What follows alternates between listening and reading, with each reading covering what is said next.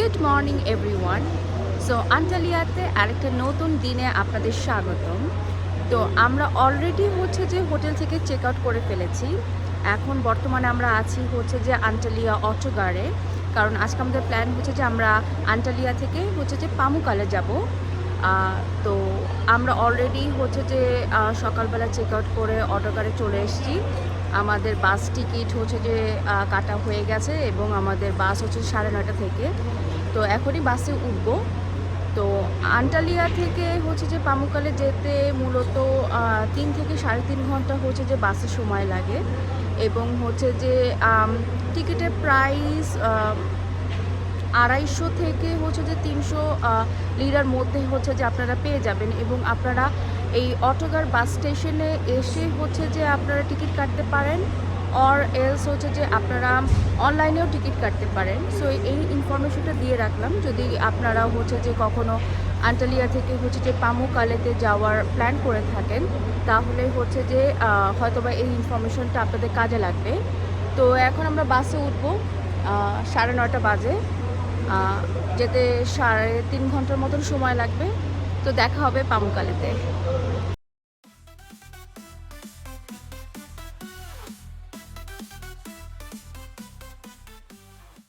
এই যে আমাদের ব্রেকফাস্ট। এটা পরোটার মতন একটা জিনিস, ভেতরে যে আপনার চিজ এবং যে স্পিনাচের যে স্টাফ করা। সো এটার দাম যে 65 লিরা। তো আমরা এখন বাসে বসে বসে খাচ্ছি। এরপর শুরু হলো আমাদের যাত্রা। আন্টালিয়া থেকে পাহাড়ি সরু আঁকাবাঁকা রাস্তা হয়ে যেতে হয় পামুকালের দিকে। পুরো জার্নিটা অনেক সিনিক, চারিপাশে কি সুন্দর পাহাড় আর পাহাড়। যদি কখনো এই পথে আন্টালিয়া থেকে পামুকালের দিকে যাওয়া হয়, তাহলে পুরো জার্নিটা মনে রাখার মতন হবে। এবং বলে রাখি, আন্টালিয়া থেকে অনেকে বিভিন্ন ধরনের ডে ট্রিপে বের হয় এই সকল পাহাড়ে হাইকিং বা ট্রেকিং এর জন্য। এই বিভিন্ন ধরনের ডে ট্রিপগুলোর মধ্যে সবচেয়ে পপুলার হচ্ছে পামুকালে। তো যাচ্ছি আজকে পামুকালে দেখতে। বাস থেকে যে আমাদেরকে এই কফি এবং স্ন্যাক্স যে প্রোভাইড করা হয়েছে। সো মোটামুটি যে টার্কি সব বাসেই যে এরকম স্ন্যাক্স ওরা প্রোভাইড করে থাকে। লাস্ট যে কয়বার যে আমরা বাসে ট্রাভেল করেছি, রাতের টাইম হওয়াতে আমরা ঘুমিয়েছিলাম, তাই আমরা ওইটা এনজয় করতে পারি নাই। সো যেহেতু আজকে দিনে ট্রাভেল করছি, এই যে আমাদের কফি, আর এই যে আমাদের ভিউ। সো আমরা মাত্র এসে পৌঁছালাম ডেনিজলি বাস স্টপেজে, এবং এখানে নামার পরে আমরা আমাদের লাগেজটা এখানে রেখে দিয়েছি, কারণ আমরা পামুকালে যাব এবং যে ঘুরে আসবো।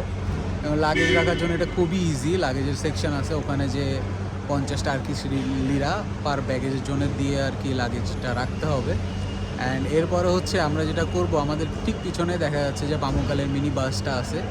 এই মিনি বাসটাতে করে আমরা পামুকালেতে যাব। ওখানে আমরা ডেটা ঘুরবো, ফিরবো, দেখবো, এনজয় করব। দেন আবার আমরা বিকালের বাসে করে এখানে ব্যাক করব। সো নাও আমরা এখন যে পামুকালেতে চলে আসছি। আমরা ডেনিজলি থেকে যে ছোট মিনি বাসে করে যে পামুকালে যে ভিলেজটা আছে সেখানে আসলাম। এখানেই যে সেই লাইমস্টোনের ওয়াটারফল বলা যেতে পারে, ওটা আছে। তো বেসিক্যালি যে আপনার পামুকালে পর্যন্ত ডিরেক্ট কোনো বাস নেই। আন্টালিয়া থেকে বলেন বা কাপাডোকিয়া বলেন বা ইস্তানবুল থেকে বলেন, আপনাদেরকে প্রথমে যে ডেনিজলি আসতে হবে, এবং ডেনিজলি থেকে যে এই মিনি বাসগুলো করে যে পামুকালেতে আসতে হবে। তো এই মিনি বাসগুলোতে ভাড়া নেয় যে আপনার 27 লিরা করে পার পারসন। সো আসতে 15 মিনিটের মতন সময় লাগে। তো আমরা চলে আসছি, এবং ভেতরে ঢুকতে আমাদেরকে টিকিট কাটা লাগবে। আমি জানি না টিকিটের প্রাইস কত। যাচ্ছি এখানে, দেখি টিকিটের প্রাইস কত নেয়। সো আমরা মাত্র পামুকালের যে মেইন এন্ট্রান্স পয়েন্ট, ওখানে এসে পৌঁছালাম এবং আমরা টিকিট কিনে নিয়েছি। টিকিট পড়েছে 700 করে। আমরা আগে একটা ব্লগ দেখেছিলাম 1 বছর আগে, সেটা দেখিয়েছিল 220 লিরার মতন। 1 বছরে অনেকটাই দাম বেড়ে গেছে। সো এখন এই টিকিট দিয়ে আমরা যে যে জিনিসগুলো দেখতে পারবো, সেটা পামুকালে ট্রাভারটাইন্স, হায়রাপোলিস, থিয়েটার এবং আরেকটা কি একটা নেম আছে, নেমটা ঠিক আমি মনে করতে পারতেছি না। সো 4টা স্পট আমরা এই একটা টিকিট দিয়ে ঘুরে দেখতে পারবো। সো আমরা এখন ভিতরে যাব, যে এক একটা করে স্পট ঘুরবো এবং আপনাদেরকে দেখাবো। পামুকালের টার্কিশ অর্থ কি জানেন? কটন ক্যাসেল বা তুলার প্রাসাদ। এটা প্রাচীন রোমান স্পা সিটি নামেও পরিচিত। আমার সামনে এখন যা দেখতে পাচ্ছেন এটা হচ্ছে হেরাপোলিসের রুইন, যা এখন ইউনেস্কো ওয়ার্ল্ড হেরিটেজ সাইটের অন্তর্গত।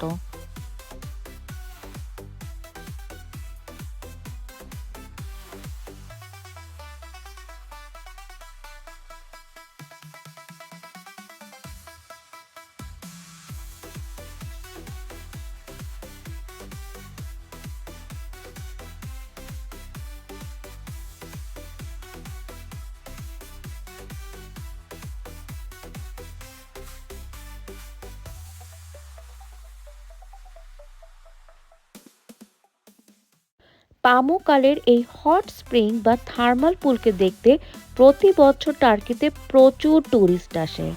আমারও বহুদিনের ইচ্ছা ছিল এই হোয়াইট ট্রাভারটাইন্সটাকে দেখার। এখানে ভিজিটের বেস্ট সময় হচ্ছে April to June or September to October, কারণ সামারে এখানে প্রচুর গরম পড়ে আর উইন্টারেও বেশ ঠান্ডা থাকে। যেহেতু এখানে অনেক হাঁটাহাঁটি করা লাগে, তাই অতিরিক্ত ঠান্ডা বা গরম কোনোটাই ভালো নয়।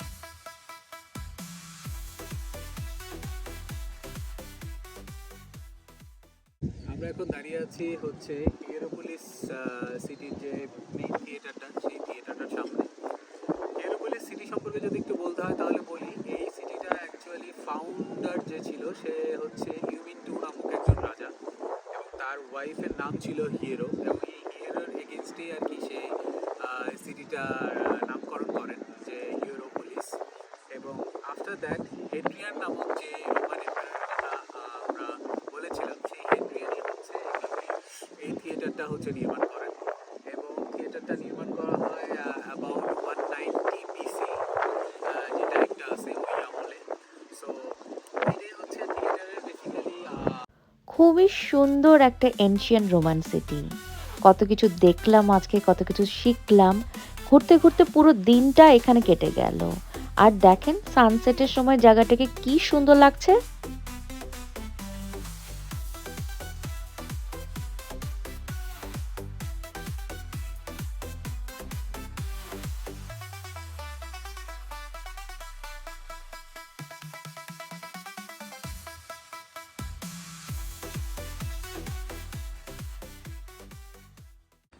তো আমাদের আজকে পামুকালেতে বেসিক্যালি যেটা ঘুরতে আসছিলাম, যে মেইন অ্যাট্রাকশনটা সেটা হচ্ছে এই হিয়েরোপোলিস সিটি এবং পামুকালের যে থার্মাল পুল সেটা।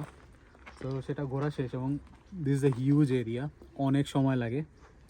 অ্যারাউন্ড আমরা 4 ঘন্টা 4.5 ঘন্টার মতন ছিলাম, তাও আমরা হয়তো পুরোটা কাভার করতে পারি নাই।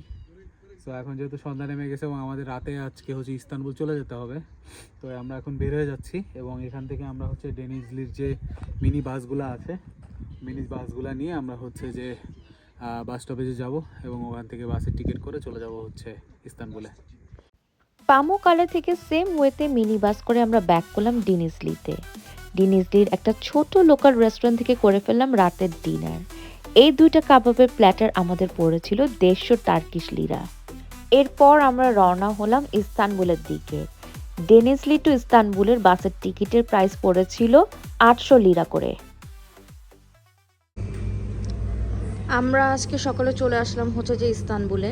মাত্র হচ্ছে যে বাস থেকে নামলাম। এখানকার যে বাস স্টপে যে রেস্টরুম আছে সেখান থেকে ফ্রেশন আপ হয়ে এখন এই স্যুপটা খাচ্ছি। এই বাস স্টেশনের পাশে এরকম হচ্ছে যে ছোট ফুড কার্টের মতন রয়েছে, সেখান থেকে। টার্কিতে আসবো বাট টার্কিশ ওয়েতে ব্রেকফাস্ট করব না, তা কি হয়?